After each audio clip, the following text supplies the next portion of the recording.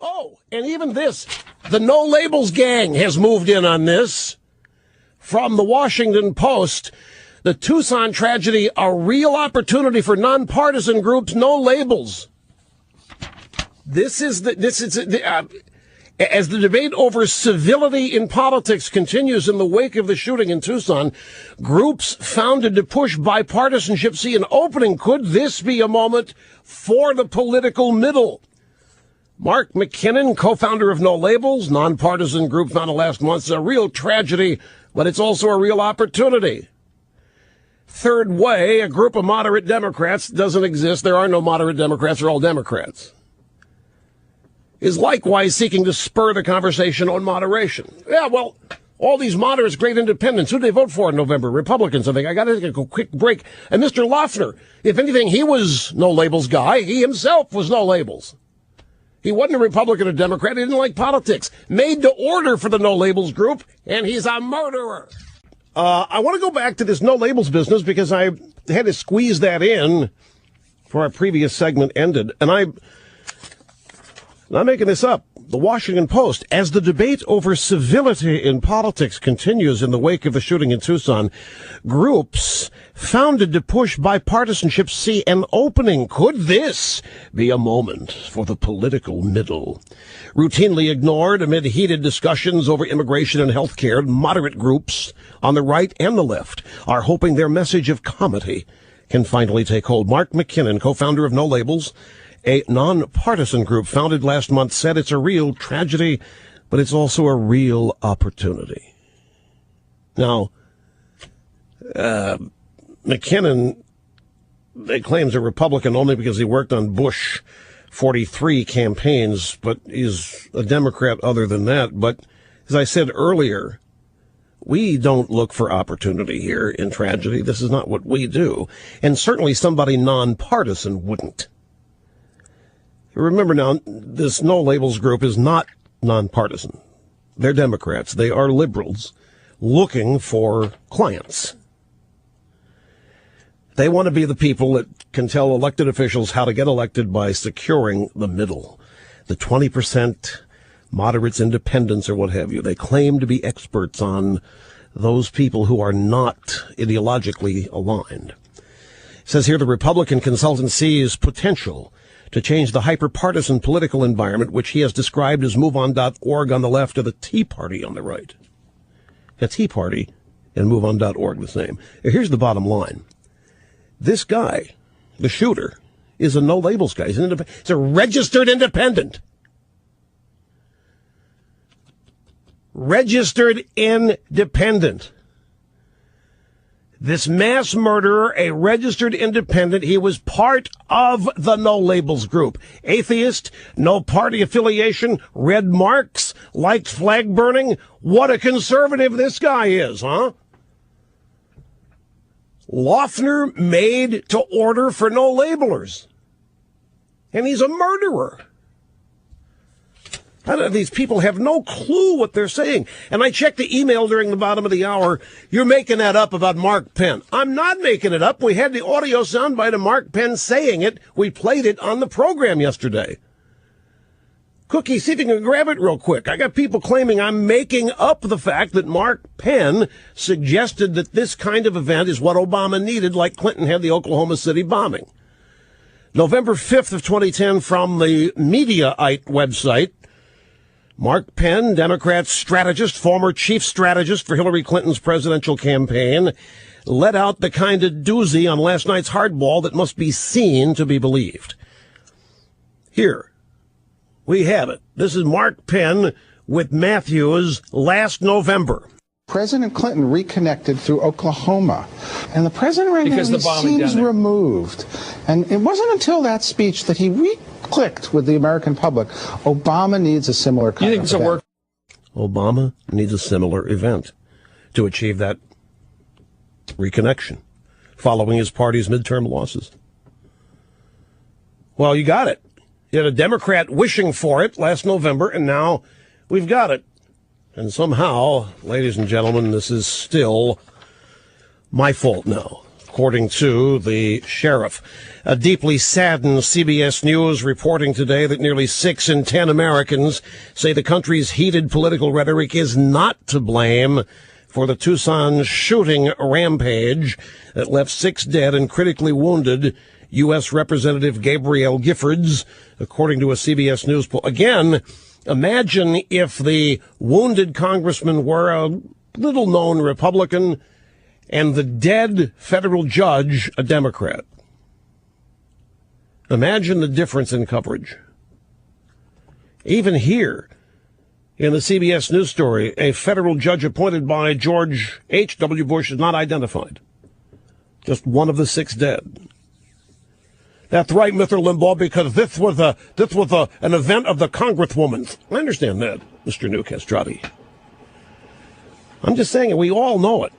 Change this around a little bit, and I guarantee you, if the dead contained a federal judge appointed by a Democrat president, that would be the focus of the media's coverage, not the wounded Republican congressman. So, 6 in 10, 60% say heated political rhetoric not to blame. So either our media masters have better ratchet up their efforts or move on to their fallback position, which is gun control, which they will do. In the wake of the shooting, much focus has been put on the harsh tone of politics. And who by who? Well, who put this focus on it? The media did. People aren't focusing on it. You went around the country, that's not what average, ordinary Americans first thought of when this happened. You would try to tell me that when people first heard the news of this shooting on Saturday, the first thought they had was, I wonder if Sarah Palin inspired it. What if the Tea Party? No. That's not how people think. The media thinks that way. And so here's the media, Daniel Carty. In the wake of the shooting, much focus has been put on the heart. Who put the focus on heated rhetoric? The media did. They set the narrative. They set the template. It's not a reflection of popular thinking. It's the exact opposite of popular thinking. Popular thinking does not think heated rhetoric has anything to do with this. Media trying to create it. Rhetoric and imagery from both Republicans and Democrats have included gun-related metaphors, but the majority of the country isn't connecting the shooting to politics. What stunning admissions by a state-controlled news outlet, CBS News. You know, somebody needs to dial up every Republican campaign consultant and ask them, have you ever used crosshairs or bullseyes in campaign literature? Have you ever done so? Ask Democrats if they have. It's a staple in American politics. Go to the audio sound bites, and we will start here. Last night and this morning, we have a montage of NBC's Andrea Mitchell, me, Diane Sawyer, Jeff Brady of NPR, Willie Geist at MSNBC, Betty Wynn at CBS. They're all talking about the Tucson shooting and me. And the template now is that everything was just fine. Everything was just fine until I attacked Sheriff Dupnick and the Democrats. Started as a squall, turned into a storm. Sad tragedies where people die are seen first as moments of political opportunity for Democrats. The sheriff here versus Rush Limbaugh. Rush Limbaugh was his defiant self. Rush Limbaugh fired back at criticism. Sheriff Dupnick is blaming extreme political rhetoric and said Rush Limbaugh is irresponsible for continuing the vitriol. Sheriff Dupnick, it needs to be pointed out, is calling for civility, right? He's leading the call, and yet he is the one who started this. Sheriff Dupnick started all this incendiary rhetoric. He started baseless allegations, admitting he was speculating. A man of the law, a sheriff speculating, admitting on Saturday and Sunday night he had no facts to back up what he was saying. And we've now learned the sheriff long knew of the state of mind of this poor shooter out there. I mean, there's a Reuters story that says law enforcement contacted the shooter after he made death threats. This is back on Sunday. I don't know if it was college police or Tucson law enforcement, but we have all kinds of college professors, college students. This guy was a menace. They were afraid he would walk in and start shooting with a gun It was well known that he was unstable out there. Pima Community College had to call for police action on 5 different occasions on the shooter. The sheriff's department says they were aware of the shooter's incidents at Pima College. That's another story. These items and more interesting as to the timeline of this horrible crime. What did the sheriff's department know about this kid and when? We know what the kid was in. The kid doing all kinds of stuff in 2007, long before the Tea Party was formed or even before Sarah Palin was nominated to run. So what are we supposed to do? I guarantee you, I asked the question Saturday afternoon, the American people running around doing their thing, watching football, shopping, what have you, and they hear of a mass shooting in Arizona. What's the first thing they think of? Sarah Palin? Tea Party? Rush Limbaugh? No. One of two things. Illegal aliens went wild or a Muslim terrorist attack. Those are the two things they'll think about. Why? Because those are reality. The last thing they think is, gee, I wonder if this guy that did the shooting in Arizona was a Sarah Palin fan. If anything, yes, I'll say this. If anything, this guy probably had more inclination to watch Bill Maher than read a Sarah Palin website or listen to this program. And that's a connection, it's never made. You realize no shooting, no crime somehow ever gets linked to leftist influences. Ever. Isn't that amazing? Isn't it interesting? Only conservatives who are said to be boring seem to have the ability to influence this kind of behavior. But it's never Letterman. It's never Bill Maher. It's never Jon Stewart. It's never any of these. Never Michael Moore. Never. Michael Moore's running around talking about what a crime this country is. And health care is, look, the president running around ripping the banks. If you are a devout follower of Barack Obama, you got to think this whole country's out to get you.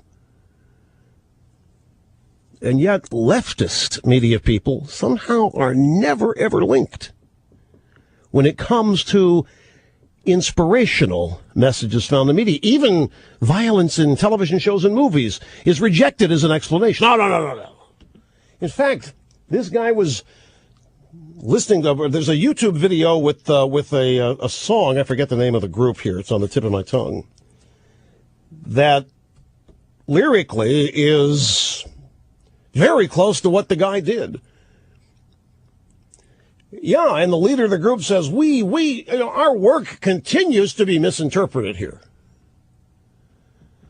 So the real influences on this guy are exempted and excused, and all the leader of the band has, our work is being misinterpreted here. Oh, okay, fine, sorry. We'll go back to blaming this on Limbaugh and Palin. And now Jim Clyburn, as we showed you in the first half hour of the program, blaming this on the reading of the Constitution on the floor of the House last week. Uncalled for action. Uncalled for action. Yeah, the favorite video features the song Let the Bodies Hit the Floor. The group is the Drowning Pool. Let the bodies hit the floor of the drowning pool, and they go to the leader of the drowning pool. I'm sorry, our work continues to be misinterpreted.